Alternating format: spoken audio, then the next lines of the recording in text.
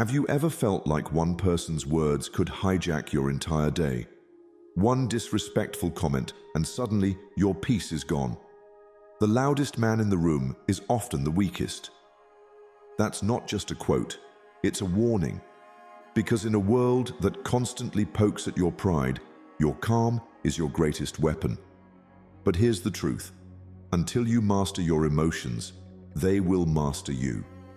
Why do they get under your skin so easily? Why does anger feel like fire you can't control?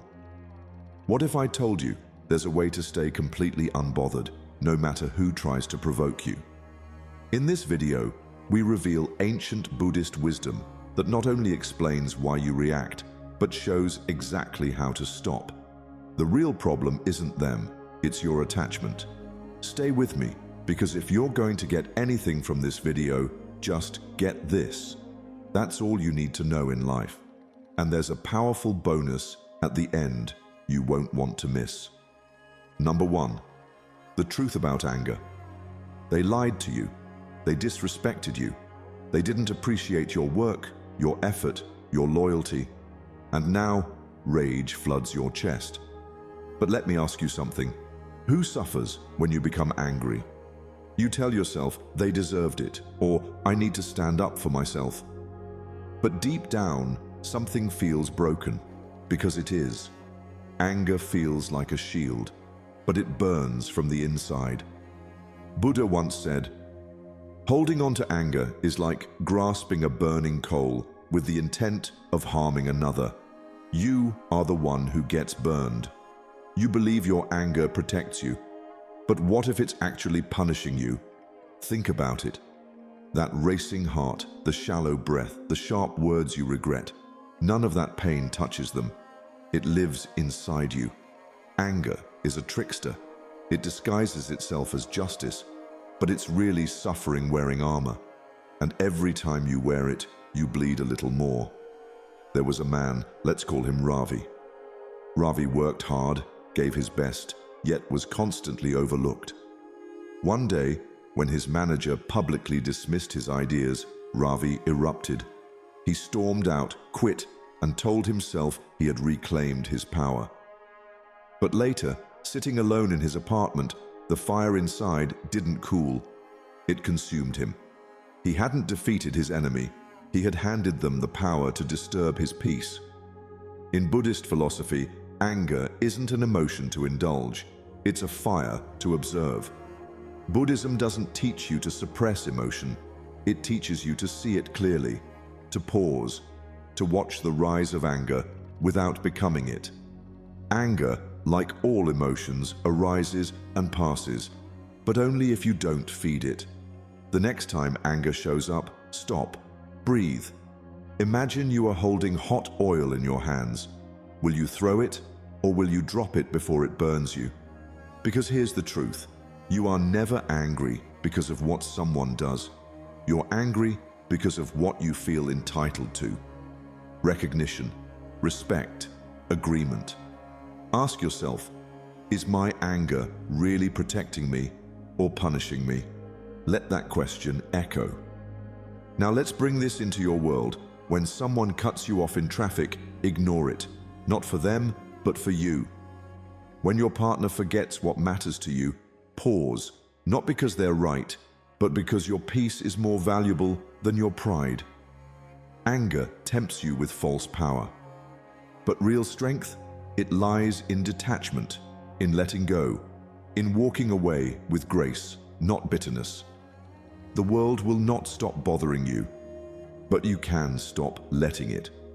Master this and you become unshakable, not because the world is calm, but because you are. Let me leave you with this. Don't promise when you're happy, don't reply when you're angry, and don't decide when you're sad. Because the mind, when disturbed, does not see clearly. Drop the coal, choose peace, build a mind so strong no insult can break it. The one who conquers himself is greater than the one who conquers 1,000 enemies. 2. Detachment, the power of letting go. They said something that got under your skin. You can't stop replaying the moment in your head. the way they looked at you, the way they dismissed you. You try to shake it off, but it lingers like a shadow. Why can't you just let it go? Because you're still holding the string. Imagine a kite soaring freely through the sky, graceful, unbothered, unshaken. Now imagine your hand gripped tightly on the string, trying to control every gust of wind. That's what attachment feels like. And every time you hold tighter, your peace sinks lower. Buddha once said, "Attachment is the root of suffering." We suffer not because life is cruel, but because we demand it to follow our script. We expect people to behave how we want, outcomes to unfold as we planned, and emotions to match our desires. And when they don't, we break. Not because life failed us, but because we clung too tightly to what we thought it should be. Detachment doesn't mean you stop caring. It means you care without controlling. You love without owning. You show up without needing to grip so hard.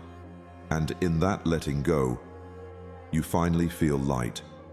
There was a woman, let's call her Mira, a high performer, always in control. Every detail, every person, every outcome had to meet her expectations. But when her startup collapsed and her partner walked away, she spiraled. The more she clung to what should have been, the more she suffered. One night, Mira sat under the stars and asked herself, "What emotional strings am I still tied to?" That question unlocked something. She realized she wasn't grieving loss, she was grieving control. She wanted people to act differently, life to reward her sacrifices, and love to be predictable. But none of those were hers to control. True peace begins the moment you stop demanding life to be different. In Buddhist practice, detachment is not rejection, it's acceptance. It's knowing that nothing, no title, no relationship, no success, is truly ours to keep. Everything is passing through. And when you stop clinging, you begin to flow. Think about your own life. What are you gripping too tightly? Is it someone's approval? The need to always win? The fear of losing what you've built? Now ask yourself, what if I let go?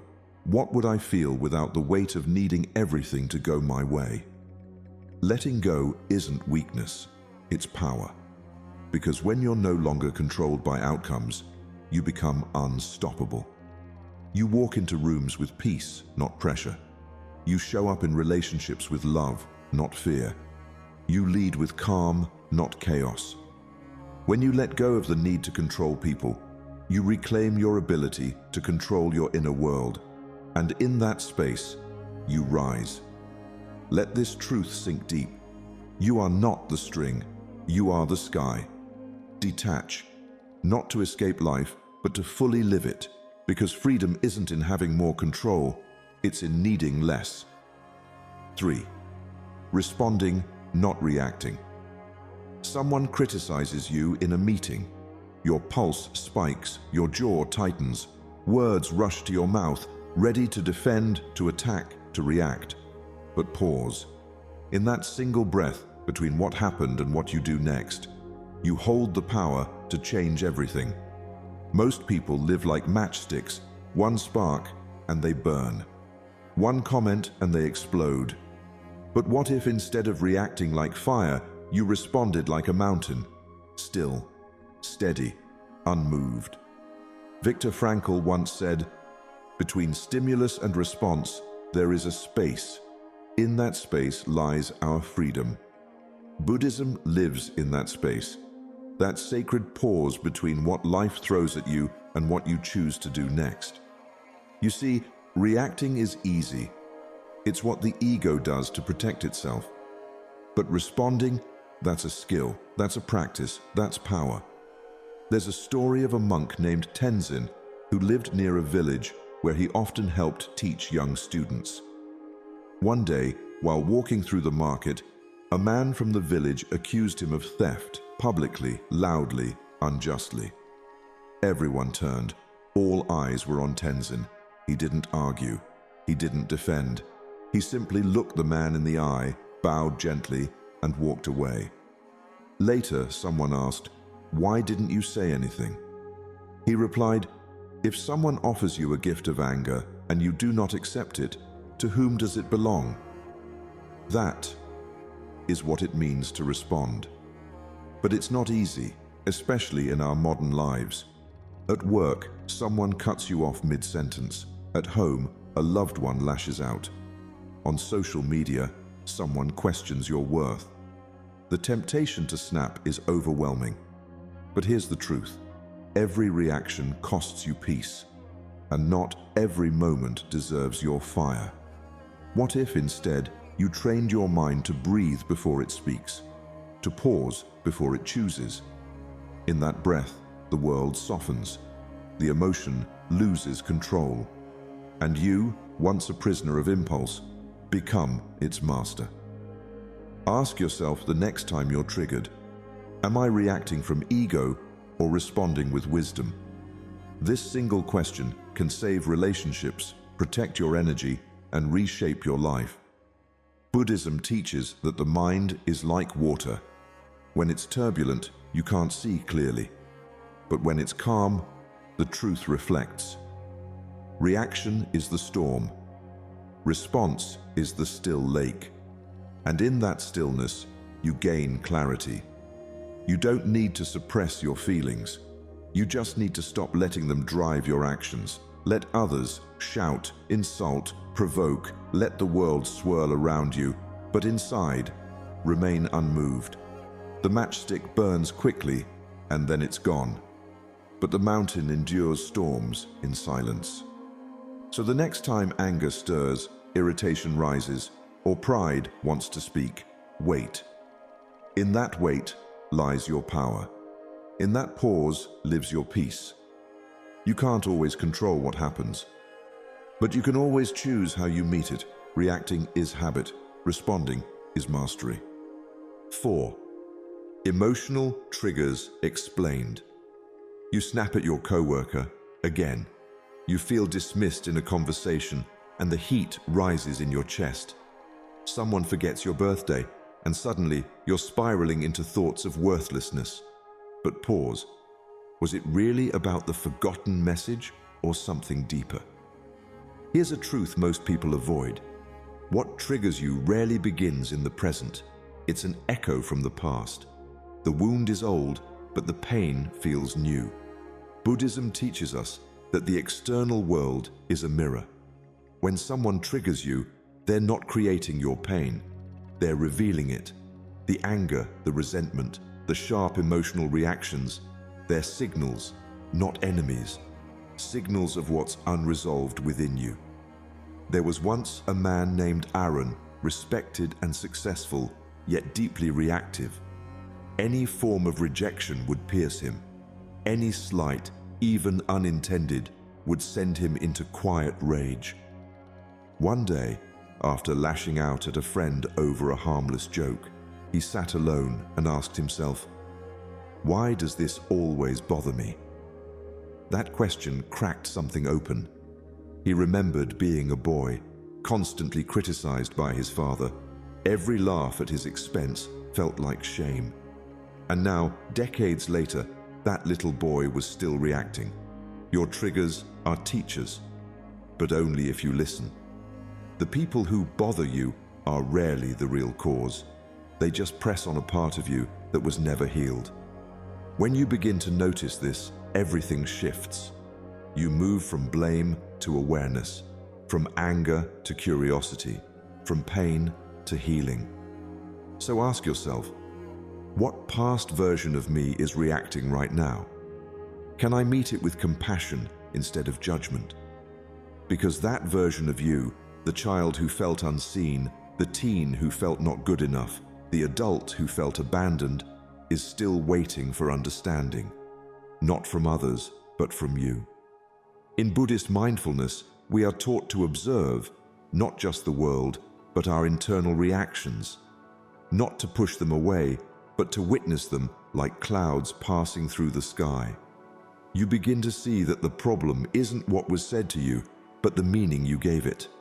And often, that meaning is written by your past pain. Next time someone triggers you, pause, breathe, ask, what is this showing me about myself?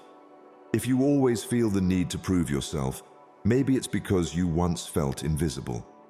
If you explode when rejected, maybe it's because you never felt truly accepted. That is where your growth begins.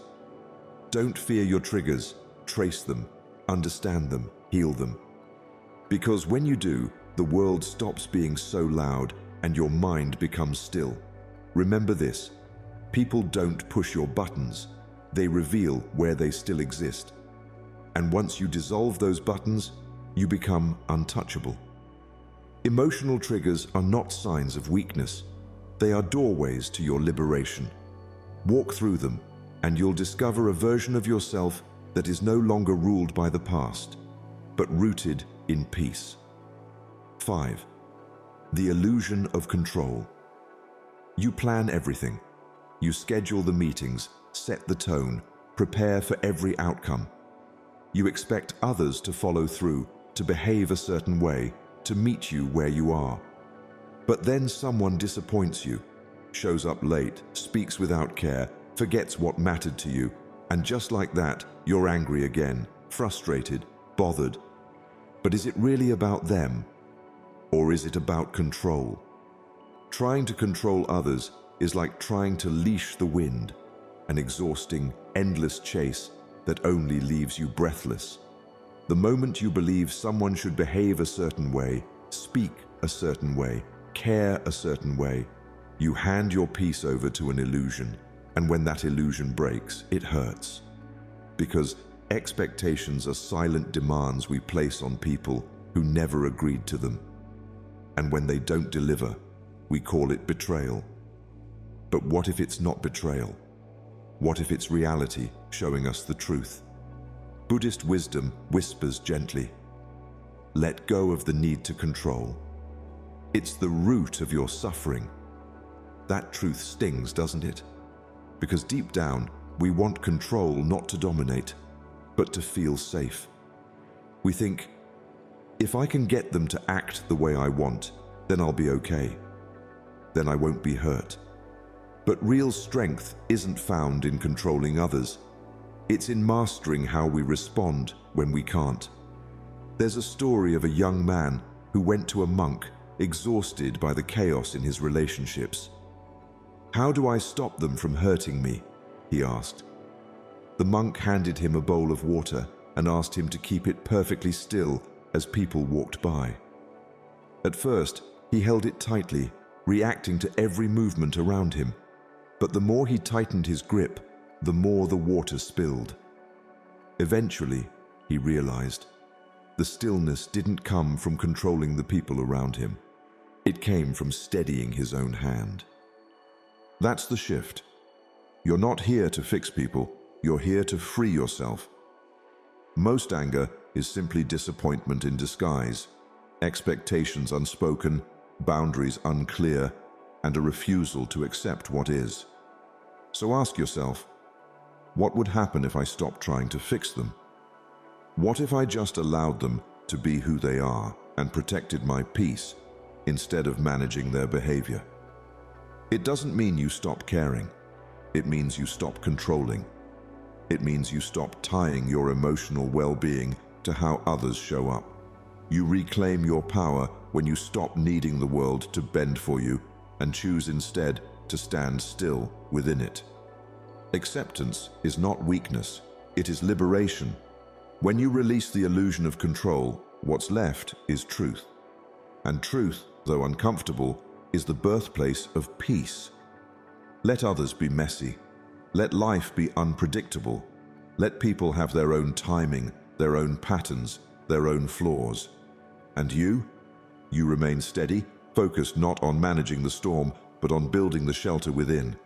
Control is an illusion. Peace is a choice. Choose wisely. 6. How to stay calm in chaos. The world doesn't slow down when you feel overwhelmed. Deadlines don't pause. People don't stop interrupting. Chaos comes knocking, loud, uninvited, unrelenting. And in those moments, it's easy to get swept away. You react, you snap, you drown in frustration. But what if I told you that your peace doesn't have to depend on the world's noise? That stillness isn't something you wait for. It's something you create.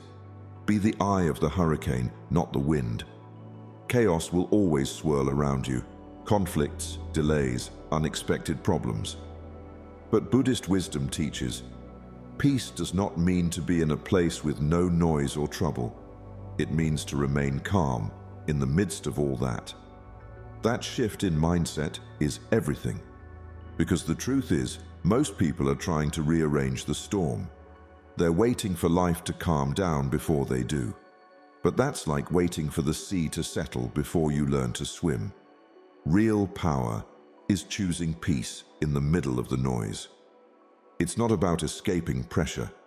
It's about training your mind to be still within it. Think about it. When the world starts spinning, where do you go? Your breath is the anchor. Your awareness is the center. You don't stop the storm, you stop yourself from becoming it. There's a story of a monk who lived near a noisy village. Every morning, the sound of arguments and carts and chaos would echo through the temple walls. His students complained constantly.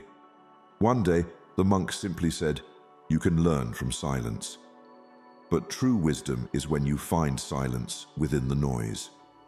Over time, he taught them how to meditate with the noise, not against it. They stopped resenting the world and started mastering themselves. This is your invitation. What if your calm no longer depended on conditions? What if you trained your mind to stay grounded even when plans fall apart, people disappoint you, or things feel unfair? That's not passivity. That's discipline. That's emotional strength. Calm isn't weakness, it's leadership. It's clarity in confusion. It's the space where the wisest decisions are made. So next time the chaos rises, breathe, deep, deliberate, present. That breath is a doorway back to your center. The storm may rage outside, but you get to decide how you show up within it. Ask yourself, can I remain still when the world storms around me? What happens when I choose calm anyway? Because that's the practice. In traffic, in tension, in uncertainty. To pause instead of panic. To respond instead of react. You're not here to match the chaos. You're here to rise above it. Remember this. The calmest person in the room holds the most power. And that power isn't about dominance. It's about presence. When you master the art of staying calm, you become unshakable. Not because the world changed, but because you did. Stillness is your superpower. Calm is your rebellion. Chaos may visit, but it does not own you. 7. Compassion over conflict. Someone snaps at you. A coworker throws sarcasm like a dagger. A loved one withdraws, cold and distant. Instinctively, you brace for battle, defend, correct, retaliate. But what if you paused? What if you saw their outburst not as an attack, but as a symptom? See their anger as a fever, not a sword. When someone is burning with pain, it's rarely about you. It's about something much deeper, often invisible. Buddhist wisdom teaches, understanding is the foundation of love. Without it, there is no peace. And sometimes, understanding doesn't need to agree. It only needs to see. Think back to a time when you lashed out, not because you were strong, but because you were exhausted, misunderstood, overwhelmed. People lash out from pain, not power. The person in front of you, the one who's rude, impatient, or unkind, they're not always being cruel. They may be drowning in their own emotional chaos. And your reaction, that's your moment of choice. Retaliate or rise, react or reflect. There's a story about the Buddha walking with his disciples. A man approached and began shouting insults at him. The Buddha remained calm. When asked later why he didn't respond, he said, "If someone offers you a gift and you don't accept it, who does it belong to?" The disciples understood. Not every emotion thrown at you must be carried, and not every conflict needs to be escalated. Sometimes the strongest response is no response at all, but a silent awareness that sees pain where others see offense. This doesn't mean you become passive. It means you lead with compassion, not compliance, but consciousness. When someone lashes out, ask yourself, what is this person battling inside that I cannot see? Maybe it's grief. Maybe it's fear. Maybe they're fighting a storm they haven't named yet. Compassion doesn't excuse behavior. It transforms your relationship with it. You begin to realize this moment is not about being right. It's about being wise. Offer space if needed. Silence if words will only wound. Kindness if your heart has the strength. And even if you can't respond with warmth, respond with non-harm. Because when you don't add fire to fire, you become the one who ends the cycle. Imagine how powerful you'd become if no one else's chaos could provoke your own. That's not weakness, that's emotional mastery. It takes discipline to see pain where others see punishment. It takes inner strength to protect your peace instead of proving your point. But every time you do, you build a different kind of power, the kind that transforms not just your experience, but the energy around you. So the next time someone's words sting or their tone sharpens, take a breath and ask, can I meet this pain instead of fighting it? Because peace isn't just found in silence, it's found in compassion. And the person who can see through the mask of anger, who can touch the wounded heart beneath, becomes the healer, not the fighter. Your calm is your courage. Your compassion is your power. Choose both. 8. Radical acceptance. A storm comes, not in the sky, but in your life. A relationship ends. A job opportunity slips away. A conversation turns bitter. And instantly, the mind shouts, this shouldn't be happening. This isn't fair. Why me? But Buddhist wisdom teaches something radical. Suffering is multiplied when we resist reality. What does that mean? It means pain is real, but suffering is optional. Suffering grows when we fight the moment, when we wish it was something else. But what if, instead of pushing it away, you let it be? Acceptance is a warm rain, softening even the hardest soil of suffering. There's a story of a monk who was falsely accused of wrongdoing. When confronted, he didn't defend or protest. He simply replied, "Is that so?" His peace didn't come from the absence of injustice. It came from the absence of resistance. Radical acceptance is not passive surrender. It's the deepest form of power. It's choosing to meet reality, even when it's messy, painful, or far from what you planned. When you accept a moment fully, you reclaim your energy. Energy that would have been spent arguing with reality now becomes strength to move forward. Acceptance doesn't mean you approve of what happened. It means you acknowledge it's here. That's the difference between healing and holding on. Ask yourself, what am I still resisting? And is it costing me more than it's worth?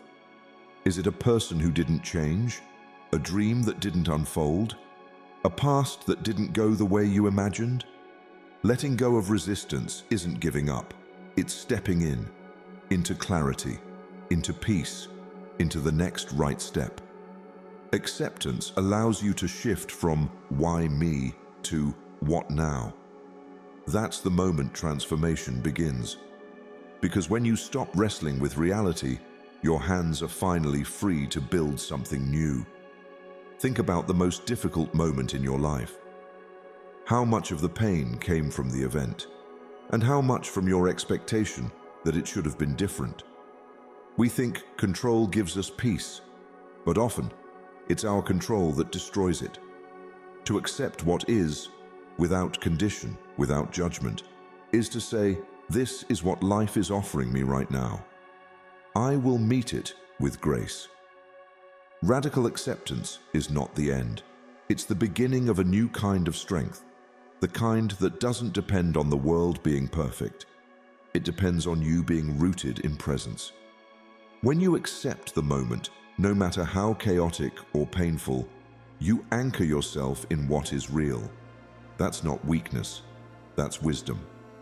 So the next time life disappoints you, when things don't go your way, breathe and ask, can I meet this moment exactly as it is? You might find that peace was never far away. It was just waiting for you to stop resisting. True strength isn't found in control, it's found in surrender. And surrender isn't falling, it's finally standing with life, not against it. 9. You are not your emotions. A wave of irritation rises in your chest. Maybe someone interrupts you, criticizes you, dismisses you. Instantly you feel it. The tightness, the heat, the urge to react. And in that moment, you believe the emotion is you. But it isn't. Anger is a visitor, not your identity. Feelings come and go like clouds in a windy sky. Conscious breathing is my anchor. That line holds the key, because you are not your storm. You are the sky it moves through. Emotions are energy, real, valid, but temporary. The mistake we make is naming ourselves after them. I am angry. I am frustrated. No, you are feeling anger. That's a huge difference. Buddhist wisdom teaches that awareness is your true self, not what you feel, but the space that notices what you feel. When you attach yourself to every emotion that rises, you lose your center. But when you simply watch it without judgment, something powerful happens. You realize this will pass. You no longer need to suppress it or act it out. You can breathe through it. You can let it move without letting it define you. Think of it this way. When the sky is stormy, do you doubt that the blue sky is still there? Of course not. You know the clouds will pass. It's the same with your inner world, the anger that consumes you right now. It's not who you are. It's a cloud. The sadness, the fear, even the joy, they're all passing states. But your awareness, that's the sky. Still, vast, unchanging. One of the greatest skills you can develop is emotional non-identification. It doesn't mean being numb, it means being wise. A monk once said, pain is inevitable, but suffering is optional. Why? Because suffering often comes not from what we feel, but from believing that feeling is who we are. Anger isn't the problem. Attachment to anger is. Identity through anger is. So next time you feel overwhelmed, pause. Take a slow breath and ask yourself, what would change if I stopped identifying with every emotion I felt? You'll notice a shift. The emotion may still be there, but you're no longer a prisoner of it. You're the observer, and the observer holds the power. In relationships, in your career, in the chaos of daily life, this awareness can save you from saying the thing you regret, reacting in ways that break trust, or spiraling into self-judgment. Observe the feeling, breathe through it, and let it pass. There's no shame in emotion. But there is wisdom in remembering that you are not here to be swept away by every storm. You are here to witness it, learn from it, and return to the sky within. You are not your emotions. You are the space they rise in. And the more you anchor into that truth, the less anyone, anything can disturb your peace. 10. Softness is strength. When someone pushes you, whether with harsh words, impatience, or cold indifference, your instinct might be to push back harder, to stand your ground with force. But what if strength didn't come from clenching your fists tighter, raising your voice louder, or digging in deeper? What if true power lies in softness, in flow, like water carving stone, not by brute force, but patient persistence? The ancient Buddhist wisdom whispers this truth. The soft overcomes the hard. The gentle is stronger than the forceful. It challenges everything we've been taught about strength. Because softness is often mistaken for weakness, but in reality, it is the foundation of resilience and calm sovereignty. Imagine a river winding through a rocky canyon. It doesn't fight the stone, it embraces it, flowing around it, slowly shaping it over time. In your life, when faced with aggression or conflict, meeting it with grounded softness means choosing presence over reaction. It means responding with calm, with compassion, with a silence that holds space rather than explodes. Stillness and silence are not submission, they are sovereignty. Your quiet claim to inner freedom, your refusal to be dragged into the chaos others create. We live in a world that equates force with success, speed with power, confrontation with strength. But consider this. How many battles have you lost because you met resistance with resistance, anger with anger? How often has force only escalated the tension?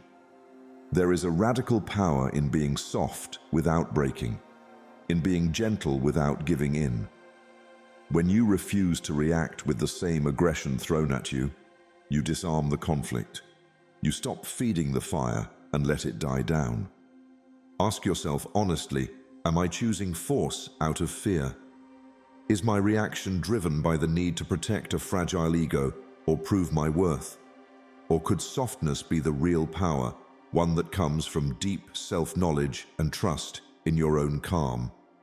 When you choose softness, you reclaim your energy. You don't waste it trying to overpower others. You conserve it to nurture your peace, your purpose, your path.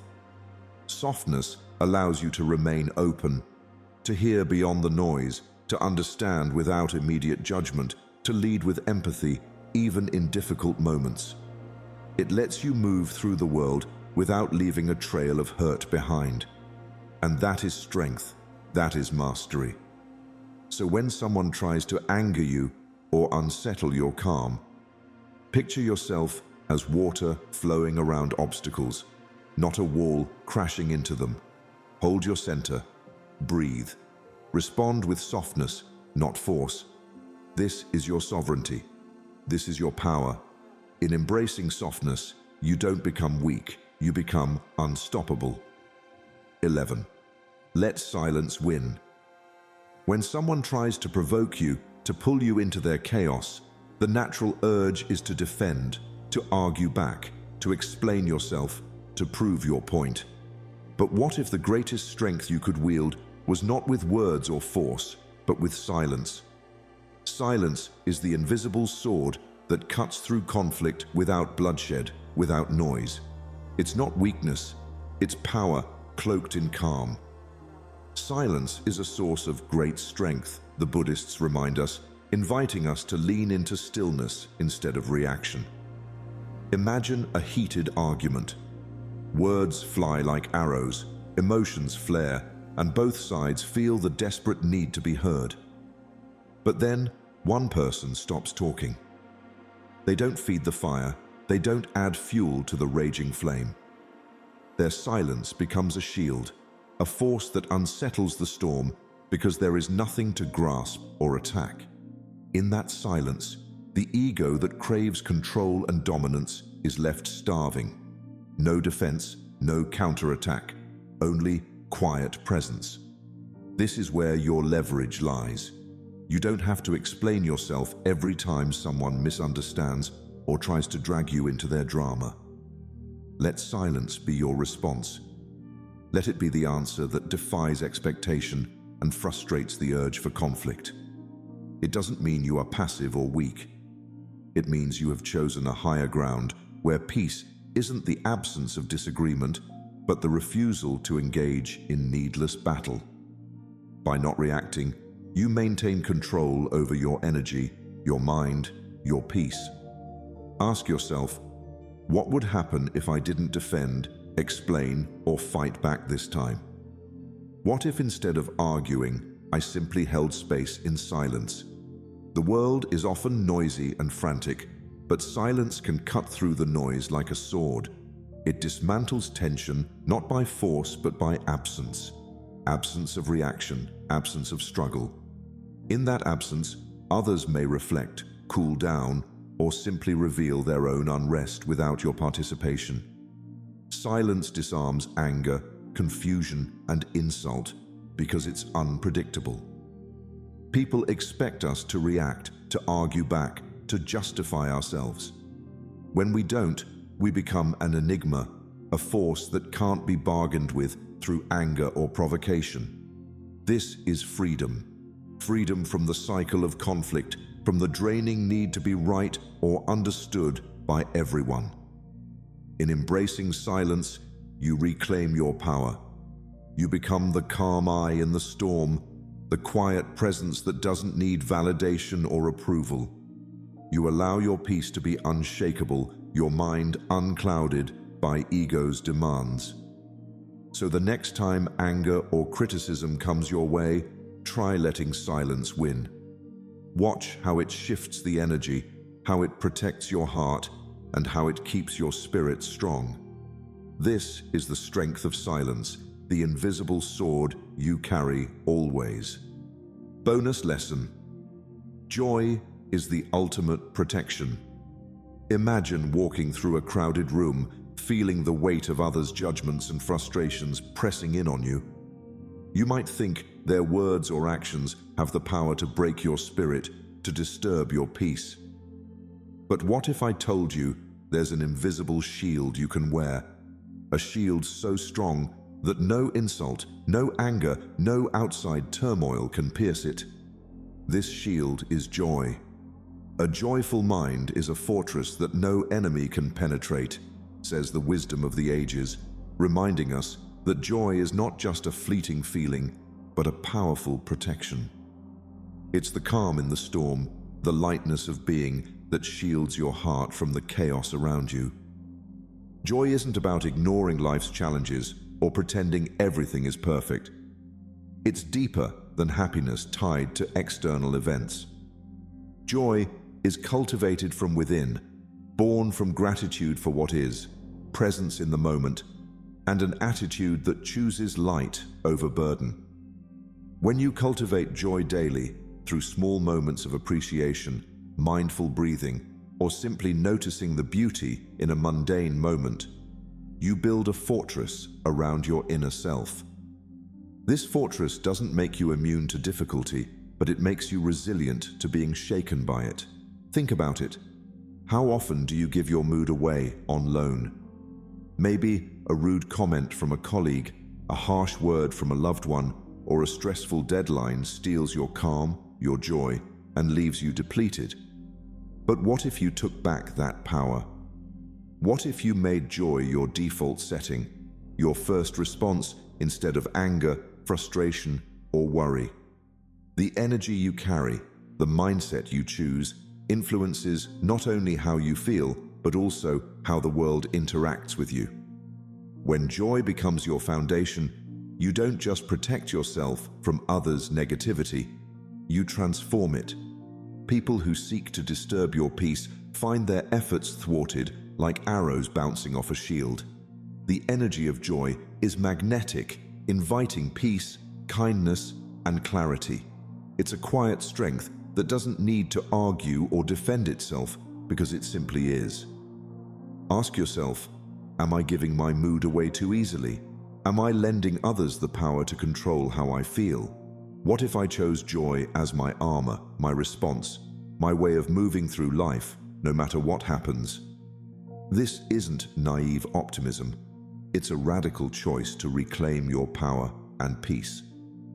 Joy is your ultimate protection because it comes from freedom. From freedom to experience life fully without letting it consume you. When you anchor yourself in joy, anger loses its grip, criticism bounces off, and worry dissolves into clarity. You become unshakable, not by resisting life's storms, but by cultivating an inner sanctuary that no one can invade. So wear joy like armor. Let it be your invisible shield in a noisy, chaotic world. Let it protect your heart, your mind, your spirit. Because when joy is your fortress, nothing can truly bother you. Nothing can steal your peace. Quick summary of the principles. The truth about anger. Anger is a self-inflicted wound. It pretends to protect, but only fuels inner suffering. Real strength lies in recognizing it, observing it, and letting it dissolve without action. Awareness is your shield. Detachment. The power of letting go. Letting go doesn't mean not caring. It means not clinging. Emotional freedom begins when you stop trying to control people and outcomes. Peace comes when you release your grip on what's not yours to hold. Responding, not reacting. Reactions are impulsive. Responses are conscious. In every situation, a brief pause can create the space for wisdom to speak. Calm and clarity emerge when you choose your energy rather than waste it. Emotional triggers. Explained. Triggers reveal old wounds disguised as present problems. Instead of blaming others, use them as mirrors to grow. Healing begins when you face what's unresolved within. The illusion of control. You can't control the weather, nor can you control people. Most frustration comes from trying to do both. Real peace is found in focusing only on what you can influence, your own response. How to stay calm in chaos. Chaos is inevitable. Inner stillness is a choice. You can train yourself to stay centered even in turbulence. Presence, breath, and grounding are your tools to remain undisturbed. Compassion over conflict. Most people hurt others because they are hurting themselves. When you respond with compassion instead of retaliation, you rise above the drama and disarm negativity. Radical acceptance. Peace doesn't come from having perfect circumstances. It comes from accepting what is, fully, deeply, and without resistance. That surrender is the beginning of emotional freedom. You are not your emotions. Feelings pass through you like weather across the sky. You are not your anger, sadness, or irritation. You are the one who sees it all. The more you observe, the less they control you. Softness is strength. Gentleness is not weakness, it's a higher strength. When you stop meeting force with force, you create space for transformation. Yielding gracefully often wins where resistance fails. Let silence win. Not every insult deserves a reply. Sometimes silence is the most powerful response. It preserves your energy, your dignity, and your inner peace. Joy is the ultimate protection. A joyful, content mind is untouchable. When you protect your peace and choose gratitude, nothing and no one can shake you. Happiness becomes your inner armor. In a world that often tests your patience, breaks your spirit, and stirs your anger, your greatest power lies not in fighting back, but in mastering yourself. The storm outside may howl, but if the storm within is still, you remain untouchable. True peace is not found by fixing the world, but by mastering the art of not being disturbed by it. Each of these 12 principles is a weapon of wisdom, a silent force that builds a fortress within you. They teach you to observe instead of react, to accept instead of resist, and to flow instead of fight. You begin to understand that the world doesn't have to change for you to be calm. You have to change how you meet the world. Buddhist wisdom is not just about detachment, it's about rising above ego and illusion. The more you see clearly, the less you're shaken. The more compassion you hold, the less anger has space to exist. Inner peace is not passive. It's a practiced and powerful state of being. The beauty of this path is that anyone can walk it. With breath, mindfulness, and a shift in awareness, you can transform every trigger into a teacher. And in that shift, you become unshakable. Not because nothing happens to you, but because you no longer allow it to define you. Peace comes not by avoiding the storm, but by becoming the calm within it. Zen teaches, the bamboo bends, but it does not break. Be like bamboo, resilient, rooted, and calm in all seasons. If this moved your heart and opened your mind, like this video, share it with someone who needs it, and comment below. Which principle will you practice today? And don't forget to subscribe to Deep Wisdom for more inspiring Buddhist insights on living a peaceful and powerful life.